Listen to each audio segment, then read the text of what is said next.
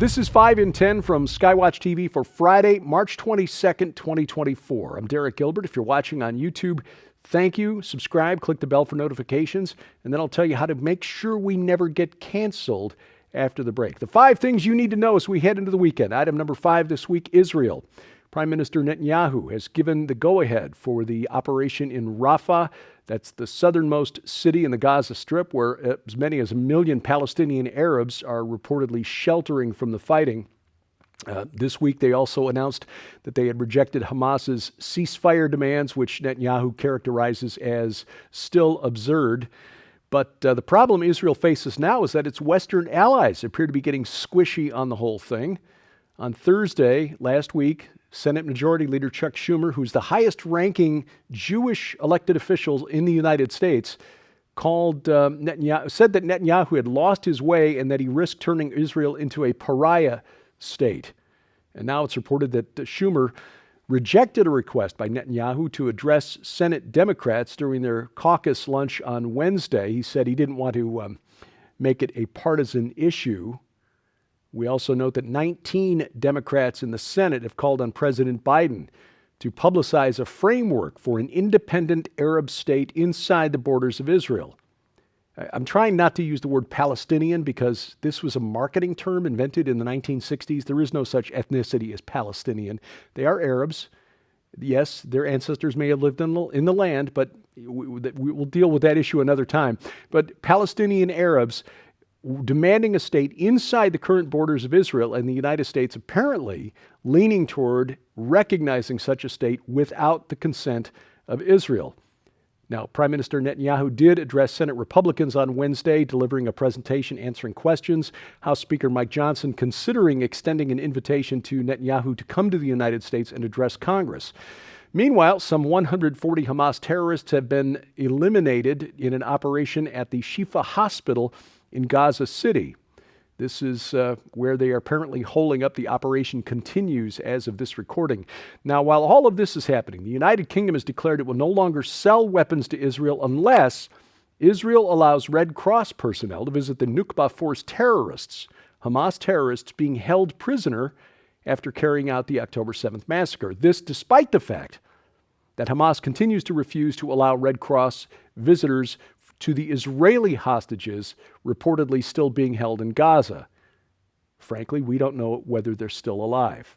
And Canada has announced it is ending weapons sales to Israel. We see clearly now what kind of man Justin Trudeau, if we didn't know already, what kind of a man Justin Trudeau is and the kind of government he leads, siding with the Palestinian Arabs, who, according to a new Palestinian-run survey, overwhelmingly support what happened on October 7th. 71%, according to this Palestinian Arab survey. Now, this may be propaganda. We also know that some 90% of Palestinian Arabs would like to see a Fatah leader, Palestinian Authority President Mahmoud Abbas, step down. So, war of information. We try to sift through it as best we can. Topic number 4, wars and rumors of wars. Speaking of conflicts, the Pentagon this week assured Congress that, the $42 billion worth of military aid that has been sent to Ukraine is fine. It's not been stolen, misappropriated, or been misused in any way. But the Government Accountability Office, which is a nonpartisan office inside Washington, D.C., says they're not even looking. You don't find the corruption if you're not actually looking for it. United States, again, the leading supplier of military aid to Ukraine, $42 billion thus far, another $60 billion stalled in the House of Representatives. And while things are heating up in Ukraine, things are continuing in Ukraine, things are heating up in East Asia, as Taiwan's defense minister appears to have accidentally admitted that United States soldiers are now being stationed just off the coast of China. This is startling and disturbing, but it appears to reflect a Biden administration pivot to China now that Ukraine is essentially a lost cause. I hate to be so blunt, but let's be honest, that is in fact the situation on the ground in Ukraine. We appear to have sent Green Berets to Taiwan. Defense Chief Chiu Ko-cheng, speaking to the press, said that the U.S. military is training Taiwanese forces on small islands within 3 miles of the Chinese coast. This is a dramatic increase in America's presence in the region. It was thought that we had a few soldiers on the island of Taiwan itself. Kinmen Island, the island in question here, is about 100 miles from the coast of Taiwan, but only 3 miles off the coast of China. Now, China has not officially recognized the presence of U.S. soldiers there, but you better believe they know. And this, again, amounts to a serious escalation of tensions in that region. Topic number 3, the border. Conflict at the border continues. The Fifth Circuit Court of Appeals hearing arguments on Wednesday about the new Texas law that would allow the state of Texas to arrest migrants in the state illegally and deport them. If Mexico will take them back, Mexico says we're not allowing any deported illegals back into the country, which begs the question as to why they were allowed in Mexico from the south, but I think we know the answer to that. Meanwhile, New York City's Mayor Eric Adams appears to have doomed the Big Apple to becoming sort of a catch-all, a dumping ground for illegals inside the United States. On Friday, Adams announced a deal to limit the time illegal migrants can stay in shelters at taxpayer expense. This appears to be aimed at pacifying voters in New York City who are becoming increasingly uncomfortable with the growing number of illegals in their city. But his agreement doesn't actually do what he says it does. He claims the agreement with the Legal Aid Society and the Coalition for the Homeless will allow the city to evict adult migrants from city-run shelters after 30 days. But the fine print says migrants can stay longer if they obtain a driver's license, follow shelter rules, and show good behavior or any number of other things, including, get this, applying for public benefits. You can stay in the shelter longer at taxpayer expense, some $342 per night, if you go on the dole at taxpayer expense. You cannot make this stuff up. And oh yes, this agreement only applies to single adults, but 78% of them in the city now in shelters are there as parts of families. And of course, it'll just encourage those who are single adults to grab children and claim that they're there as part of a family. This deal is going to doom New York City to a financial catastrophe. Topic number 2, Haiti. Chaos continues in Haiti. We told you earlier this week about the U.S. government evacuating some 30 Americans from the northern part of the island, part of Haiti. Haiti shares the island of Hispaniola with the Dominican Republic. U.S. chartered helicopters flew out of Port-au-Prince to take more Americans out of the country. The city, about 80% of it now under the control of armed gangs, violent gangs. This country has devolved in recent weeks into chaos, but 7 months ago, the U.S. State Department was warning Americans to get out, and the embassy in Port-au-Prince has now been evacuated. This makes 11 embassies, by the way, 11 embassies, American embassies that have been evacuated since Joe Biden took office. And he ran on a promise of reestablishing America's, status in the world. Anyway, U.S. and Caribbean leaders have pushed through a plan that will see a prime minister leading a transitional government with security forces from Kenya being flown in to take the island back from the gangs. Don't know how well that's going to work. Pray for those on the island, both Haitians and people from other nations who are there, because this is not a place that you want to be right now. Coming up, we need to revisit a story from earlier this week on fake news from outer space, or about outer space. That's ahead, as well as details on our solidarity mission to Israel in early May. Keep watching. That's next on 5 and 10.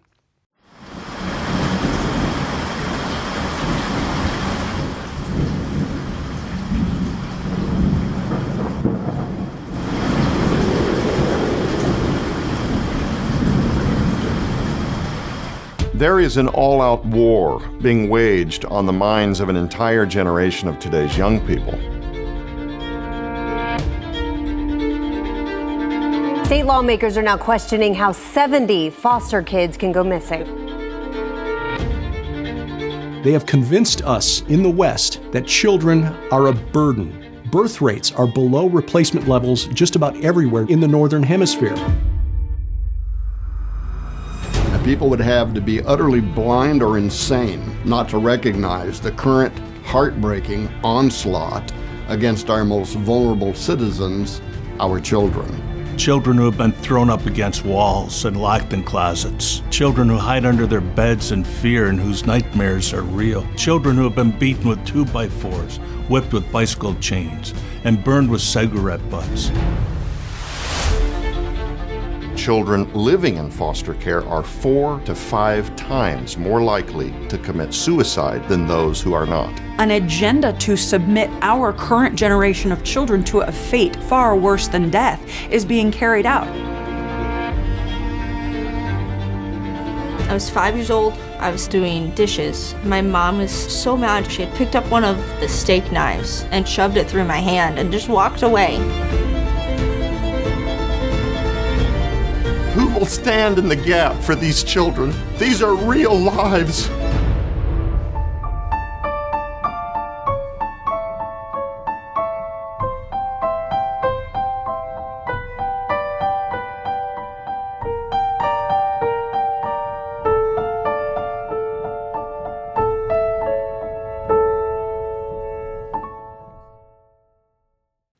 Item number one today, the UFO story that broke in late 2017. You might remember back in December of 2017, about a week before Christmas, the New York Times dropped a bombshell report about the USS Nimitz incident in 2004, where F-18 pilots spotted something that they could not identify much faster than any known craft in our arsenal, faster than the SR-71 Blackbird. And this led to revelations about a secret Pentagon program to track UFOs called ATIP, the Advanced Aerospace Threat Identification Program. Earlier this week, I cited reporting by Stephen Greenstreet of the New York Post claiming that this was fake news, that the program was actually called OSAP, and Harry Reid made up the name ATIP when he was trying to save the funding for the program after the Pentagon got a little squeamish about allocating $22 million to chase ghosts at Skinwalker Ranch. In talking with Lieutenant Colonel Robert McGinnis, who has a forthcoming book on the UFO phenomenon that should be very interesting given his contacts and insights, he suggests that maybe ATIP really did exist inside the government, that it is well known that there is a title for government programs that is released to the public, and then perhaps another title that is kept secret inside the Pentagon only. And perhaps ATIP was the title of the program that was only released when everything kind of blew up in December of 2017. That maybe Mr. Greenstreet, despite his credentials as a journalist, may not be familiar with the way things work inside the Pentagon as regards secret programs. So, was there a Pentagon program called ATIP, the Advanced Aerospace Threat Identification Program, headed up by Lou Elizondo? Perhaps. I still think the big question is, since the video of the Tic Tac, the so-called Tic Tac UFO, spotted by Lieutenant Commander David Fravor in 2004, was available on UTIP in 2007, why did this become a big deal in 2017? And why is the corporate media still keeping the story alive? I think that, to me, is the bigger question. Well, countering the darkness, that's what we do on Skywatch TV, hence the title of our new virtual conference. It's been available for a couple of weeks now, but if you haven't signed up yet, you haven't missed anything because you still get 90 days access to all of the content from the moment you sign up. 24 cutting-edge presentations, and as a free bonus, all 6 Skywatch Films documentaries. Check it out now. Again, you set the conference schedule, watch what you want to watch in the order you choose to watch it. And of course, this is featuring Tom Horn's last presentation, recorded last fall before he became ill. You find out more and sign up today at defenderconference.com, defenderconference.com. This week, we talk about Tom and Nita Horn and how they met and how their relationship over the years blossomed into the vision for Skywatch TV, which is here to support the work at Whispering Ponies Ranch. This is in the context of the new docuseries Rescue Us, about the children who are saved through the work of volunteers at Whispering Ponies Ranch and supported by your generous donations. How did Tom and Nita meet? It's hilarious. Don't miss it. You'll watch the program right now. You can watch the program right now at skywatchtv.com. You can see it on our over-the-air broadcast, our schedule for the partner networks that broadcast Skywatch TV each week, posted at skywatchtv.com/channels. You can watch it right now on Apple TV or Roku, and coming soon, a Skywatch TV channel for Amazon Fire TV. You can also catch it right now at Rumble, rumble.com/skywatchtv, or better yet, get our free mobile app, which bypasses the gatekeepers of big tech and social media. We will not be canceled from our app, and you've got various options: iOS, Android, Amazon, Kindle Fire, phones, or tablets. We have links to all of those app stores to find the device that is right for you. Now, coming back to Israel, our Solidarity Mission, May 6th through 13th. This is Sharon and me putting this together with our good friends at Lipkin Tours. Aaron Lipkin, who is currently serving as a combat soldier in the IDF reserves at the age of 49. To give you an idea of how the economy of Israel has been disrupted, you've got tour guides, tour company operators who are now serving active duty, essentially. In fact, the archaeologist who took us around Gilgal Rephaim last spring just finished 90 days in Gaza. 9 million people in Israel, 1 million called up, mobilized into the reserves. We're planning to go May 6th through 13th. We'll visit sites in the south attacked on October 7th, have a barbecue with IDF soldiers. We'll go to Jerusalem, visit the holy sites there, the Temple Mount, the Western Wall, the Mount of Olives. And we'll go to Tel Aviv, Hostage Square, and the exhibit based on the Nova Music Festival. You can find out more at our website. Again, this is not a Skywatch TV event, but Joe Horn has very graciously allowed us to talk about it here. gilberthouse.org/travel, gilberthouse.org/travel. If you're interested in joining us, this will be a small group, just 2 dozen. We'll be secure. We'll be staying in Jerusalem the whole time, and we hope that we see you in the Holy Land. Thank you for watching as we keep watch with Grace the Rescue Dog. I'm Derek Gilbert. This is 5 in 10 from Skywatch TV.